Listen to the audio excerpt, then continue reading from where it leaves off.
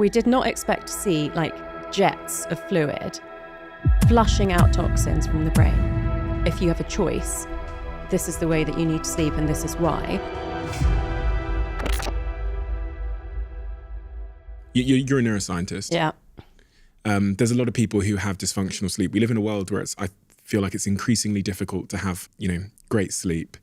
How important is that for the brain? We've always known that when you sleep, you lay down your memories and new learning, you process your emotions, the cells in the body regenerate themselves. We've known that for a long time. The ideal is 8 hours and 15 minutes in population norm studies.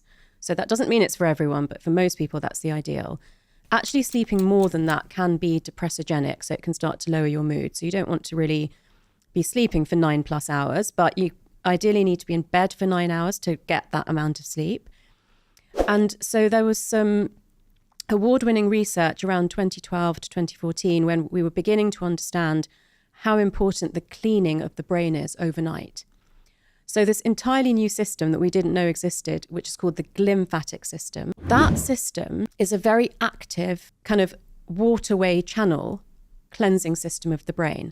We used to think that the fluid around the brain, and there's ventricles, which are like lakes, and then there's just trickling areas that sort of passively dripped through the brain overnight. We did not expect to see jets of fluid flushing out toxins from the brain. So the exact things that we see in the pathology of dementing diseases like Alzheimer's and Parkinson's, like tau proteins and amyloid plaque, neurofibrillary tangles, those things are being flushed out of the brain very actively overnight. And that process takes 7 to 8 hours to complete the cleaning.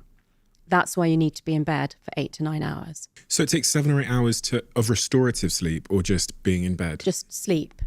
Not in bed. If you're in bed awake, you're not asleep. You have to be asleep. So one of the things I do say to people who don't sleep well is, if you find yourself awake at night and you're not lying on your side, turn yourself onto your side, because that's the best position for this cleansing process. I actually have a special pillow that makes me sleep on my side, because I wasn't naturally a side sleeper. So it doesn't matter if it's the left or the right, but that is a better position in your neck than sleeping on your back or your front. So that's one thing you can do. Oh, you woke up, your sleep was disturbed, at least turn yourself onto your side.